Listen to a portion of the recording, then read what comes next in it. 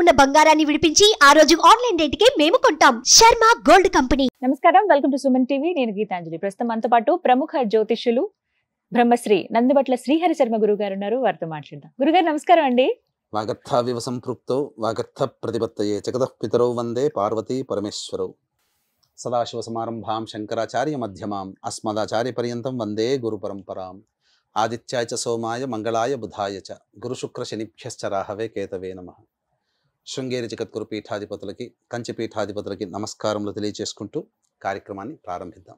గురువు గారు, చాలా ప్రత్యేకమైన అంశం ఇవాళ. అంబానీ అంటే పెళ్లి సందడి. అసలు ఎంత వైభవంగా, కొన్ని కోట్లు, వేల కోట్లే, అన్ని కోట్లు పెట్టి వివాహం జరిపించారు. ఇదంతా బాగానే ఉంది, కానీ ఏ వివాహానికైనా ముహూర్తం అదే బలమైంది. ఎక్కడ వివాహం జరిపిస్తున్నారు, ఎంత ఖర్చు పెట్టారు, ఏమేం భోజనాలు పెట్టారు, వీటన్నింటికన్నా కావాల్సింది ముహూర్తమే. అయితే మన ఆచారం ప్రకారంగా మనం పాటించే వాటిలో, ప్రత్యేకించి దక్షిణాదిలోనండి, ఆషాఢ మాసంలో అసలు పెళ్లిళ్ళు అనేవే, శుభకార్యాల జోలికే వెళ్ళాం. శ్రావణ మాసం ఎప్పుడు వస్తుందో అప్పుడు మనకి ముహూర్తాలు కానీ ఇలాంటివన్నీ ఉంటాయి. ఎక్కువగా శ్రావణ మాసం, కార్తీక మాసంలో చూస్తాం మనం. కానీ ఆషాఢ మాసంలో వివాహం చేశారేంటి, అదేంటి ముహూర్తాలు ఇలా చూశారు? కొంతమంది అయితే ఇంకొంచెం మీరు డబ్బులు ఉంటే ముహూర్తాలు కూడా లెక్క చేయరు అనే మాట కూడా విన్నాం. నిజంగా అలాంటి పరిస్థితి ఉందా? ఎందుకు ఇప్పుడు వాళ్ళు వివాహం చేశారు? ముహూర్తాలు ఉన్నాయి అసలు? దీనికి మనం తెలుసుకోవాల్సినటువంటి ధర్మం అంటే ఏంటంటేనమ్మా, ఈ యొక్క వీడియో ఆశాంతం వీక్షించినట్లయితే మీకు ఒక ధర్మము మీకు తెలుస్తుంది. ఈ ధర్మాచరణ అనేటువంటిది లోపించడం వల్ల మనకు పుర్రెకో బుద్ధి అన్నట్టుగా అనేక రకాలుగా మనుషులు మాట్లాడుతున్నారు. అయితే ఒకటి గమనించుకోవాల్సిన అంశం ఏంటంటే, ఎట్లా ఉంటుందంటే, ఈ యొక్క మన సాధారణంగా వీక్షించేటువంటి ప్రేక్షకుల్లో నేను ఒక ప్రేక్షకుడినే. మన ఆలోచన ఎట్లా ఉంటుందంటే, మనకి ఇష్టమైనటువంటి క్రికెట్ ఆడుతున్నాం అనుకోండి, అతను ఆడేవాడికి తెలుస్తుంది ఎలా ఉంటుంది. కానీ ఈ బాల్ ఇలా కొడితే బాగుండేది కదా, అలా కొడితే బాగుండేది కదా, సిక్స్ పోయేది కదా, మనమే చెప్పేసేస్తుంటాం. అంటే అక్కడ కూర్చొని క్రీజ్ లో ఆడేవాడికి తెలుస్తుంది ఆ బాధ ఏంటో, దాని యొక్క స్థితి ఏంటో. అలాగే అక్కడి ప్రాంత ప్రజలకి మన ప్రాంత ప్రజలకి ఉన్నటువంటి తేడా అమ్మ. అంటే మొత్తము చాలా, అంటే దీనికి తెలవాలంటే జ్యోతిష్య విజ్ఞానం గురించి కొంత తెలవాలి. మెడికల్ గా ఏదైనా చిన్న నొప్పి వచ్చిందని అంటే టపీమని వెళ్ళిపోయి డాక్టర్ మెడికల్ హాల్లో తీసుకుంటే, కానీ ఈ జ్యోతిష్యానికి సంబంధించింది, ధర్మానికి సంబంధించింది మనకు అక్కర్లేకుండా పోయింది. ఒక 2 తరాలు అయిపోయిందమ్మా పూర్తిగా ఈ బిజీ లైఫ్ లో అయిపోయి మన ధర్మాన్ని పాటించకపోవడం. శాస్త్రం ఏం చెప్పబడుతుందంటే, శాస్త్రంలో ముహూర్తాల విషయంలోకి వచ్చేసరికి ప్రాంతాన్ని అనుసరించి ముహూర్తాలు ఉంటాయమ్మా. దక్షిణాది ప్రాంతంలో అంటే మనది చాంద్రమానము, సౌరమానము, బారహస్పత్యమానం అని 3 మానములు ఉన్నాయి.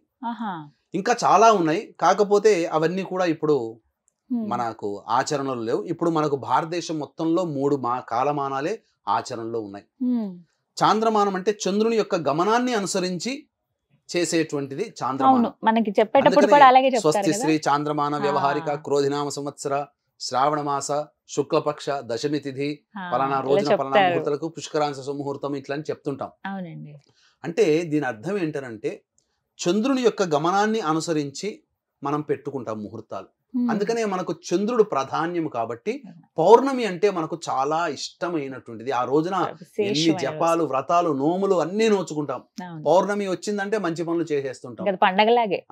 కానీ పక్కన ఉన్నటువంటి తమిళనాడులో చూస్తే సౌరమానం, కేరళలో కొంత భాగం సౌరం, అలాగే మహారాష్ట్రలో, కర్ణాటకలో కొంత భాగం సౌరమానం. అంటే సూర్యుని యొక్క గమనాన్ని అనుసరించి వాళ్ళు ముహూర్తాలు పెట్టుకుంటారు. అందుకే వాళ్ళకి అమావాస్య చాలా ఇష్టమైన తిథి.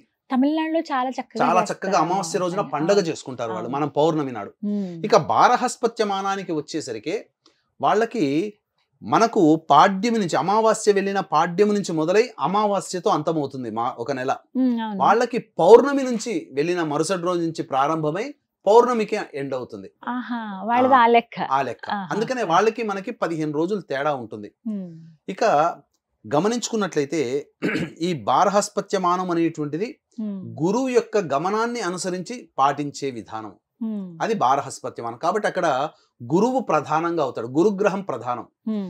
తమిళనాడు, కర్ణాటక, కేరళ, మహారాష్ట్ర కొన్ని ప్రాంతాలు, తమిళనాడు మొత్తం సూర్యుని యొక్క గమనం, మనది చాంద్రమానం. కాబట్టి ఇక్కడ యూనిటీ అనేటువంటిది కూడా గ్రహ గమనం. అంటే చూడండి, సూర్యున్ని బేస్ చేసుకున్నటువంటి వాళ్ళల్లో యూనిటీ ఎక్కువ ఉంటుంది. మీరు ఒక తమిళ వాడు కేరళ వాడు ఒక ఎక్కడికైనా జాబ్కి వెళ్ళాడంటే అతని వెంట 10 మంది కేరళ వాళ్ళు 10 మంది తమిళనాడు వాళ్ళు జాయిన్ అవుతారు.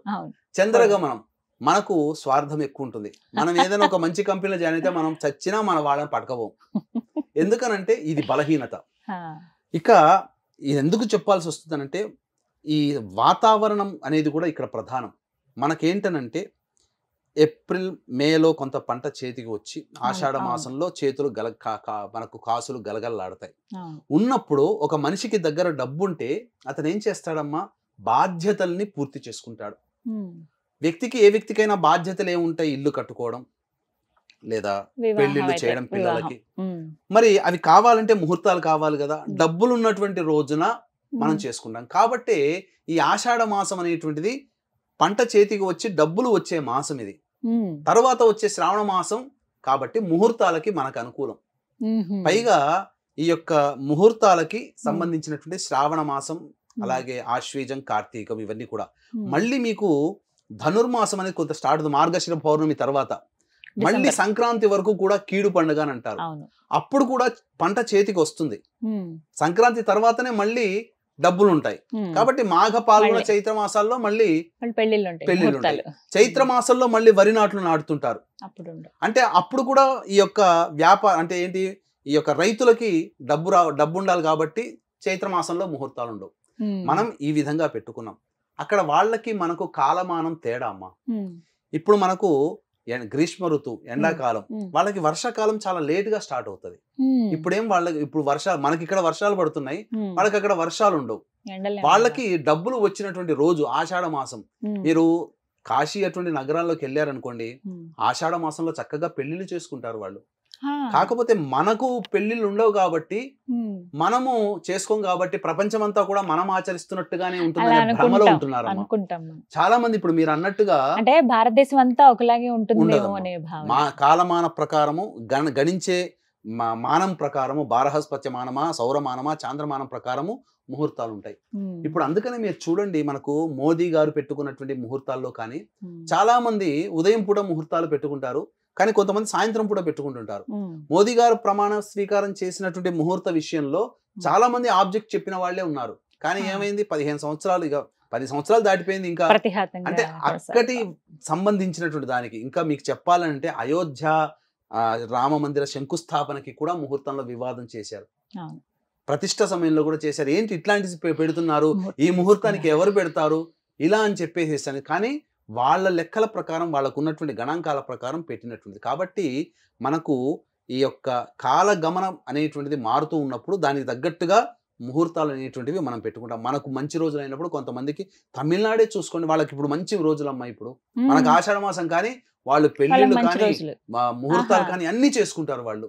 అంటే మన వాళ్ళు ఎలా ఉన్నారంటే, సుబ్బారావు గారు బాగా ధనవంతుడు అయ్యాడు అనుకోండి, అంత ధనవంతుడండి, లాగేసుకుంటున్నాడు, చెడ్డీ కట్టుకొని తిరుగుతున్నాడు, అంత ఎంత నిరాడంబరత అని అంటాడు. అదే డబ్బు లేని సుబ్బారావు గారు అనుకోండి, వీరికి డబ్బు లేదు, చెడ్డీ వేసుకొని తిరుగుతున్నాడని ఈసరించుకుంటారు. అంటే డబ్బున, మీరు అన్నట్టుగా డబ్బున వాళ్ళు చేస్తే ఏదైనా ధర్మం అని అంటారు. కానీ అంబానీ వాళ్ళు మనకన్నా చాలా మనకు సశాస్త్రీయమైనటువంటి విధానాన్ని పాటించారు. వచ్చిన అతిథులందరినీ కూడా సాదరంగా ఆహ్వానించారు, డబ్బులు ఇచ్చారు, డబ్బులు ఇచ్చి పిలిపించుకున్నారు అని అంటారమ్మా. వాళ్ళు అతిథులుగా వాళ్ళని పిలిచారు. మన ఇంటికి ఒక అతిథి వస్తే ఊరికే పంపుతామా, ఒక ముత్తైదు వస్తుంది ఊరికే పంపుతామా, ఒక బొట్టు పెట్టో, పండో, తాంబూలమో, ఒక జాకెట్ ముక్క పెడతాము. మన స్థాయికి అది పెడుతున్నాం. ఆయన స్థాయికి కోట్లు ఇచ్చేది ఆయన ఇచ్చుకుంటాడు. వాళ్ళు మనీ జనరేట్ చేశారు, వాళ్ళు కష్టపడుతున్నారు. కొన్ని వేల కుటుంబాలు, లక్షల కుటుంబాలు వాళ్ళ మీద ఆధారపడి ఉంటున్నాయి. డబ్బులు వస్తున్నాయి, మనకు చేయడం చేత కాదు. కానీ ఎదుటివాడు డబ్బు ఖర్చు పెడితే మనం అంటుంటాం. కానీ వాళ్ళు పాటించిన ఎంత ధర్మము, పురోహితుల దగ్గర నుంచి ఎంత గౌరవమా. మీరు ఆ పురోహితుని ఆదరించే విధానం చూస్తే, పెళ్లి విధానంలో ఎంతటి విధానం, ఎంతటి అతిథుల్ని ఎంత ఆదరించారు, ఎన్ని రకాలైనటువంటి షడ్రసోపేతమైనటువంటి భోజన పదార్థాలు పెట్టారు. ఎవరైనా పెళ్లికి పోతే పెళ్లి బాగా జరిగింది, భోజనాలు బాగున్నాయి అని అంటారు. ఎందుకనంటే ఇదే కారణం. కాబట్టి వాళ్ళకు ఉన్నటువంటి శక్తి మేర వాళ్ళు పెట్టగలిగారు. కానీ మనం ఏం చేస్తున్నామమ్మా, మనకు ఈ మధ్య గత 2 నెలల కిందట చూసాం, రాజమండ్రికి పురోహితుని పిలిపించి వేళాకోళం చేసి పంపించారు. పసుపు కుంకుమలు ఒంటి మీద జల్లారు, బట్టలు, రగ్గులు, కప్పుకొనే బట్టలు జల్లారు. తర్వాత సంబంధించినటువంటి సంచులు మీద వేశారు. ఎంతటి అవమానము అవహేళన చేశారు బ్రాహ్మణ్ణి. మనం పెళ్లిళ్ళు చేసుకునే విధానం ఇట్లా ఉంటది. మనము ఎంతసేపటికి పెళ్లిళ్ళు చేసుకుంటే ఎప్పుడైపోతుందా అనేటువంటిదే. కానీ ఈ పెళ్లిళ్ళ గురించి కావచ్చు, ఈ పెళ్లి విధానాలకు సంబంధించింది కావచ్చు, చాలా విషయాలు మాట్లాడుకునేటివి కూడా ఉన్నాయమ్మా. భవిష్యత్తులో మనం మంచిగా ఒక సిరీస్ లాగా వివాహానికి సంబంధించిన వీక్షించేటువంటి సుమన్ టీవీ ప్రేక్షకులు కూడా గమనించాల్సిన అంశం ఏంటంటే, వివాహానికి సంబంధించినటువంటి సమగ్రమైనటువంటి వివరణ మీ పిల్లలకి ఈ వీడియోలు చూపిస్తే ఉంటాయి. మొత్తం ఒక సిరీస్ లాగా వస్తుంది. మీరు ఏ సంబంధం వెతకాలన్నా మీరు ఇంకెవరిని సంప్రదించకుండా ఈ వీడియోలు చూసి దానికి తగ్గట్టుగా మీరు నేర్చుకొని మీరు వెళ్ళవచ్చు. చాలా చక్కగా మీరు అందించే కార్యక్రమం సుమన్ టీవీ యాజమాన్యంతో ఇవన్నీ కార్యక్రమాలన్నీ భవిష్యత్తులో చేయించడం జరుగుతుంది. కాబట్టి మనము ధర్మాన్ని మనం పాటిస్తున్నాం. అక్కడ కాలమాన ప్రకారం వాళ్ళ ధర్మాన్ని వాళ్ళు పాటిస్తున్నారు. కాబట్టి తప్పే లేదమ్మా. వాళ్ళకి ఇంకా ఎన్ని రోజులు ఉన్నాయండి? సూర్యమానం ప్రకారంగా ఉండే వాళ్ళకి ముహూర్తాలు వాళ్ళకి అమావాస్య వరకు మంచి రోజే వాళ్ళకి. మనకి మరి మంచి రోజులు ఏవైతే ఇప్పుడు శ్రావణ మాసం అప్పుడు వాళ్ళకి బాగానే ఉంటుంది ముహూర్తాలు. కొంత వాళ్ళకి తేడా ఉంటుంది, కొన్ని తేడాలు ఉంటాయి ఖచ్చితంగా. భాద్రపద మాసం పితృపక్షం ఉండదు, ఉంటుంది ఖచ్చితంగా ఉంటుంది కాలమానం. అందుకనే ఇప్పుడు కాశీలో బారహస్పత్యమానంగా నడుస్తుంది. కాశీలో వాళ్ళు చెప్పుకుని అక్కడికి వెళ్ళినప్పుడు పూజ చేసుకున్నప్పుడు మనకు శ్రావణ మాసం అవుతుంది, శ్రావణ మాసం సంకల్పం కూడా చెప్పుకుంటాం. కానీ కాశీలో అక్కడ మనం ప్రాంతంలో చేస్తున్నాం కాబట్టి అక్కడి సంకల్పం చెప్పుకుంటాం. అక్కడ కూడా ఆ సంవత్సరం వేరుంటుంది, ఆ సంవత్సరం తిథి వేరుంటుంది, మాసం కూడా వేరుంటుంది. అలాగే దాంతో పాటుగా మన ఆచారం ప్రకారం చాంద్రమానం కాబట్టి చాంద్రమానం స్వస్తి చాంద్రమానం క్రోధినామ సంవత్సరం దక్షిణాయనం ఇలా చెప్పుకుంటూ మనం ఏ విధైతే సంకల్పంలో చెప్పుకుంటామో ఆ విధంగా కూడా అక్కడ చెప్పుకుంటాం. రెండూ చెప్పుకుంటాం అక్కడ. ఆ విధంగా వారైతే పాటించారు. కానీ విషయం తెలిసింది అండి, సూర్యమానం ప్రకారంగా చంద్రమానం ప్రకారంగా అసలు ఎలా ఉంటాయి ముహూర్తాలు అనేవి ఎవరు పద్ధతి బట్టి వాళ్ళు ఆచరించారు. వాళ్ళ యొక్క ఎందుకంటే వాళ్ళు ఏమి తక్కువ వాళ్ళు కారు, వాళ్ళ దగ్గరకు వచ్చేటువంటి పండితులు సామాన్యమైనటువంటి వాళ్ళు కారు. మనం ఊహించుకున్నంత అవహేళనగా వాళ్ళు చూడరు. కాబట్టి ఖచ్చితంగా వాళ్ళు మంచి పండితులు పిలిపించే, ఎందుకంటే ఒక జంట వివాహం చేసుకునే సందర్భంలో డబ్బుంది కదా అని చెప్పేసి ఎట్లా పడితే అట్లా పోరమ్మా. పద్ధతి సాంప్రదాయాలు పాటిస్తారు. జీవితం ఒక భావి జీవితం, ఆ భావి జీవితాన్ని దృష్టిలో పెట్టుకుని మంచి ముహూర్తంలోనే పెట్టారమ్మా. చక్కగానే జరిగింది. వాళ్ళు చేసినటువంటిది ఎక్కడా కూడా తప్పు పట్టలేదు. ఇంకా మీరు విచిత్రంగా చూసినట్లయితే మన ప్రాంతంలోనే ఈ వివాహ సందర్భంలో ఈ నాన్ వెజ్ ఎక్కువగా పెడతారు. వాళ్ళ దాంట్లో డిషెస్ లో ఒక్కటన్నా చూసారమ్మా మీరు? వాళ్ళ డిషెస్ మెన్యూలో అన్ని వెజిటేరియన్ వంటకాలు. ఎందుకనంటే ఒక జీవిని చంపి ఆ జీవిని భుజిస్తూ ఒక ఇంట్లో ఇద్దరు అమ్మాయిని అబ్బాయిని జీవితం కలిపేటువంటిది ఎక్కడా లేదు. ఎందుకంటే ఆ జీవి యొక్క ఉసురు పోసుకుంటారు. చాలా దోషం అమ్మా. జీవహింస వివాహ శుభకార్యాల్లో చేయకూడదు. అందుకనే ఆంధ్ర ప్రాంతంలో ఇప్పటికీ కూడా వాళ్ళు తదనంతరం రిసెప్షన్ లో ఇంకెప్పుడైనా పెట్టుకుంటారు, పెళ్లి సందర్భంలో మాత్రం నాన్ వెజ్ ఎక్కడా పెట్టరు. కాబట్టి పద్ధతులన్నీ పాటించారమ్మా. పద్ధతుల విషయాలకు వస్తే చాలా చెప్పుకోవచ్చు, ఉన్న సమయం సరిపోదు. చాలా పద్ధతుల గురించే ఇప్పుడు అంతా చర్చ జరిగింది. చాలా చక్కగా వివరించారు గురుగారు. ధన్యవాదాలండి. సర్వం శ్రీ ఉమామహేశ్వర పరబ్రహ్మార్పణమస్తు.